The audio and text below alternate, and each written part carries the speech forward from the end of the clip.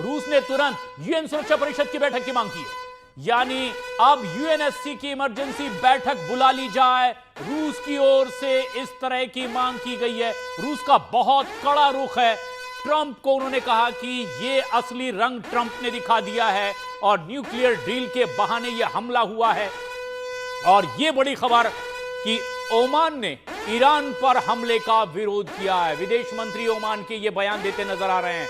अब ऐसे में ईरान पर हमले को गलत ओमान की ओर से बताया जा रहा है। विदेश मंत्री ये कह रहे हैं कि ये जो हमला किया गया है ये गलत है। ओमान तो बड़ी भूमिका निभा रहा था कर्नल दानवीर। ओमान ने ये कहा है कि अमेरिका को कि ये तुम्हारी जंग नहीं है, तुम इसमें आगे ज्यादा मत बढ़ो। हाँ। लेकिन वहीं पर जॉर्डन, सऊदी अरेबिया और यूएई और कतर ने कहा है कि बैलिस्टिक मिसाइल का इस्तेमाल जो ईरान ने किया है ये गलत किया है और इसका जवाब देने का उनका इख्तियार बरकरार है। लेकिन ये तो मीडिएटर की भूमिका हो रही थी और फिर ये बताया जा रहा था कि बातचीत से कुछ हल निकालने की कोशिश होगी। लेकिन अब तो ये तस्वीर बहुत खास आ रही है। जिस तरीके से ये तस्वीर हम देख पा रहे हैं, इस वक्त अफरा तफरी का आलम है और कई जगह चीख पुकार मची हुई है। ट्रंप ने खामनेई पर यह खूनी हमला एक तरीके से किया है। उनके आवास को निशाना बनाया गया और नेस्त नाबूद कर दिया जहां खामनेई रहते हैं।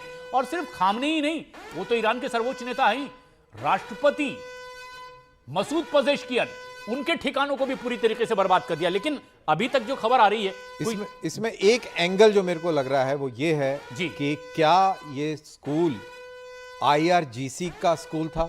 ये सबसे अहम बात है। जिस तरह की आशंका है कि जिन 36 छात्राओं की मौत की खबर आ रही है, दरअसल वो ठिकाना क्या था।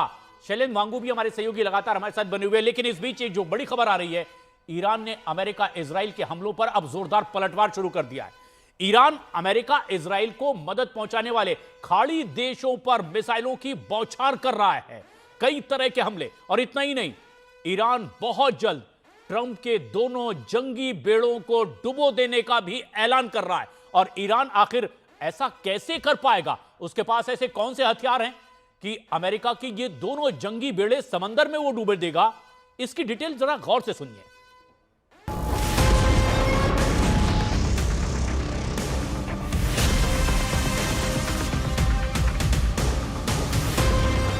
इजराइल के जंगी जेटों ने ईरान में बारूदी जलजला ला दिया।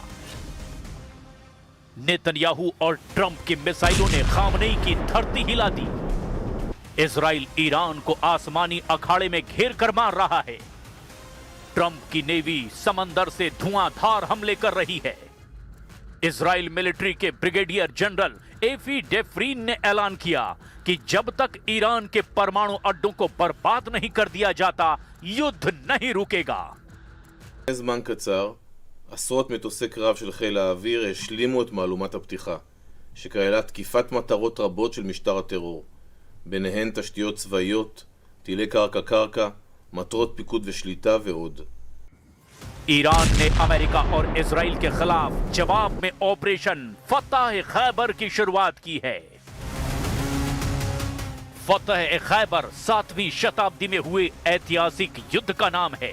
तब शिया धर्म के इमाम हजरत अली ने मदीना के खास खैबर में लोहे के दरवाजे को उखाड़कर जीत हासिल की थी।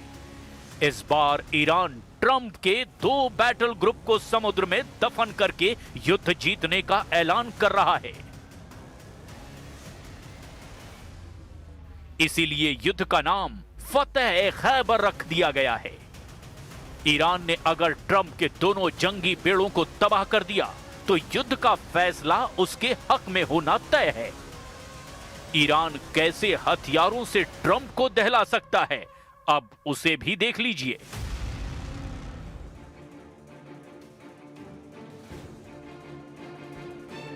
ये है ईरान का आरश ड्रोन। ये एक कामिकाज़े ड्रोन है। ये एंटीशिप अटैक के लिए ईरान का बहुत ही खतरनाक हथियार माना जाता है। 150 किलो के वॉरहेड के साथ आरश की रेंज है 2000 किलोमीटर। और ईरान ने ऐसे हजारों ड्रोन अपने गोदाम में रखे हुए हैं। ईरान के ड्रोन कैसे लॉन्च होते हैं और कैसे अपने टारगेट को ट्रैक करके खत्म करते हैं, इसका वीडियो भी देख लीजिए। इसमें वर्टिकल टेक ऑफ करने के बाद आरश ड्रोन का हमला देखिए। 150 किलो वॉरहेड के साथ इसका धमाका किसी भी टारगेट को तबाह कर सकता है।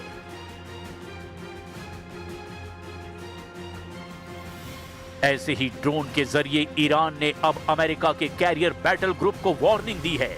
अगर ईरान ने एक बार में ऐसे सैकड़ों ड्रोन लॉन्च किए तो अमेरिकी नौसेना के लिए खुद को बचाना मुश्किल हो जाएगा। अमेरिका के कैरियर पर ये ड्रोन ऐसे टूटेंगे कि कोई डिफेंस सिस्टम काम नहीं करेगा। तब साफ है, अमेरिका के लिए मल्टी ड्रोन अटैक से बचना काफी मुश्किल होगा। ورود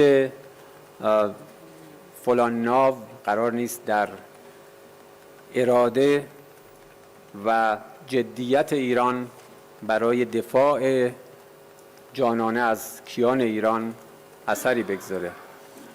ما هم اراده این رو داریم، هم توانمندی کامل برای دفاع از ایران. एक एयरक्राफ्ट कैरियर के डूबने से 6000 नौसैनिकों की जान खतरे में पड़ सकती है। अगर ईरान के ड्रोन या उसकी फास्ट बोट 2 एयरक्राफ्ट कैरियर पर हमले में कामयाब रही तो 12000 नौसैनिकों पर मौत मंडराने लगेगी। ईरान के खिलाफ युद्ध शुरू करके ट्रंप ने 12000 सैनिकों की जान की बाजी दांव पर लगा दी है। इसके साथ ही ईरान ने खाड़ी देशों में तैनात अमेरिका के 40,000 से ज्यादा सैनिकों की लाशें ट्रंप को भेजने की तैयारी कर ली है। ईरान ने खाड़ी में अमेरिका से दोस्ती निभाने वाले सभी देशों को फोड़ डाला है। ईरान को अपनी ताकत पता है। उसने अमेरिका को भी बता दिया है कि वो उसके मिसाइल या ड्रोन हमलों को लेकर कितना लाचार साबित हो सकता है। इजराइल से इंतकाम का जिम्मा खामनेई ने ईरान की रॉकेट फोर्स को सौंप दिया है। मतलब घायल ईरान घातक हमलों से युद्ध में बराबरी की टक्कर दे रहा है, जिससे एटमी हथियारों के इस्तेमाल का खतरा बढ़ने लगा है। और इस जंग के बीच एक और बड़ी खबर आ रही है। ईरान का दावा, कतर का रडार सिस्टम तबाह कर दिया गया है। कतर में लगा अमेरिका का FP-132 रडार सिस्टम तबाह करने का दावा ईरान कर रहा है। यानी जिससे रोका जा सकता है, जिससे इन हमलों से बचा जा सकता है, उसे तबाह करने का दावा ईरान कर रहा है। ताजा अपडेट क्या आ रही है? शैलेंद्र वांगू हमारे सहयोगी नजदीक से नजर बनाए हुए इस पूरी वॉर सिचुएशन पर। शैलेंद्र, ये ईरान का ताजा दावा क्या कुछ कह रहा है? देखिए, अमेरिका ने जो सुबह आज हमले शुरू किए थे ईरान को लेकर, और इसके बाद अब ईरान की तरफ से कहा जा रहा है कि जो भी उसके एयरबेसिस आसपास में है वहां पर उनको लगातार निशाना बना रहा है। जो ताज़ा अपडेट ईरानियन मीडिया की तरफ से आ रही है, इसमें कहा गया है कि FP-132 जो रडार सिस्टम है कतर में अमेरिका का, उसको पूरी तरह से तबाह कर दिया। ये बहुत बड़ा दावा है ईरान की तरफ से। देखिए, फिलहाल कोशिश ये की जा रही है कि जहां जहां पर अमेरिकन बेसिस हैं इस पूरे रीजन में, चाहे वो फिर ओमान में हो या वो कुवैत में हो, कतर में हो, सऊदी अरब में हो, तो उनको सीधे तौर पर निशाना बनाया जा रहा है ईरान की तरफ से, जो रिटेलिएशन का जो इसको रिटेलिएशन बता रहा है। लेकिन अहम बात यह है कि देखिए, पहले से ही ईरान ये कहता आ रहा है कि अगर हम पे हमला हुआ तो ये एक रीजनल वॉर में तब्दील हो जाएगा, यानी कि वो पूरी तैयारी पहले से कर चुके थे। हालांकि एक तरफ हम ये देख पा रहे थे कि एक बिल्डअप किया जा रहा था अमेरिका की तरफ से इस पूरे रीजन में, जहां पर हमने देखा कि युद्धपोत भी लगाए जा रहे थे, वहां पे फाइटर जेट्स भेजे जा रहे थे, तो एयरक्राफ्ट कैरियर्स भी भेजे गए थे। तो ऐसे में जहां एक तरफ तैयारी अमेरिका कर रहा था, इजराइल कर रहा था, वहीं ईरान भी ये कह चुका था साफ कि अगर हम पे हमला होता है तो इसका इंपैक्ट पूरे रीजन पे आएगा, पूरे क्षेत्र पे आएगा। तो वही हमें देखने को मिल रहा है कि जब आज सुबह अटैक हुआ, हालांकि दिन के टाइम में अटैक हुआ है, उसका जवाब जो है अभी तक लगातार दिया जा रहा है ईरान की तरफ से। बिल्कुल। विनोद दत्ता साहब, ये जो अमेरिका का FP-132 रडार सिस्टम है, इसे तबाह करने का दावा कर रहा है, कितनी बड़ी अचीवमेंट ईरान इसे मान रहा है, और ये मतलब कितनी बड़ी मदद वाली चीज हो सकती है उसे, अगर उसका दावा सही हो?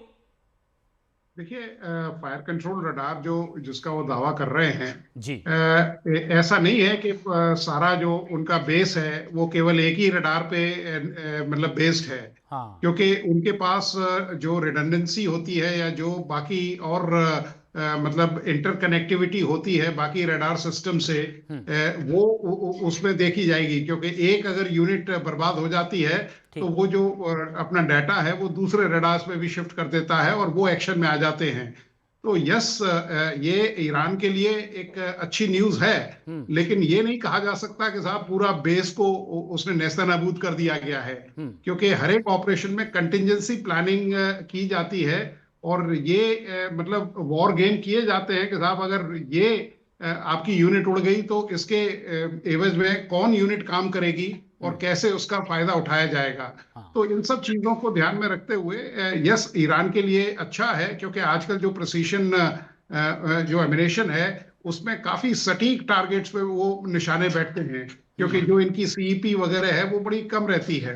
तो ये ईरान के लिए यस एक अचीवमेंट है। हाँ। लेकिन ईरान इसके ऊपर मतलब कोई अपना जीत का परचम नहीं लहरा सकता। हाँ, बट ये है कि उसने एक टारगेट अपना सेट किया और उस पर कामयाबी से हिट कर दिया। लेकिन कर्नल दानवीर, ये इस ओर भी इशारा करता है कि भाई डिफेंस सिस्टम कहीं ना कहीं नाकाम हुआ होगा तब ये सब कुछ हो पाया है?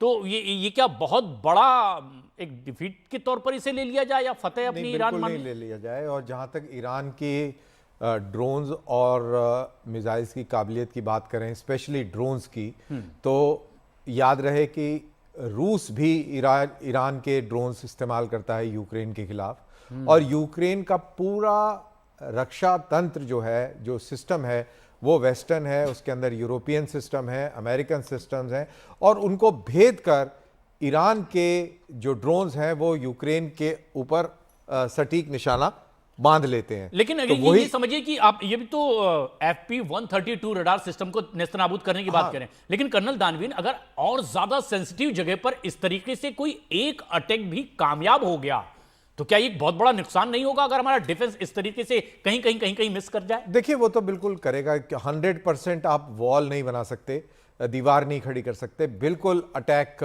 होंगे। और इसकी बात डोनाल्ड ट्रंप ने कह दी अपने उसमें कि हमारी कैजुअलिटीज होंगी और हमें तैयार रहना पड़ेगा। और जहां तक रेडार का सवाल है, दत्ता साहब ने बिल्कुल सही बात करी कि वो जो रेडार एक खत्म भी हो गया उससे कोई फर्क नहीं पड़ता, क्योंकि बहुत बड़ा नेटवर्क होता है ये। हाँ। और कोई ज्यादा मेजर इंपैक्ट नहीं है।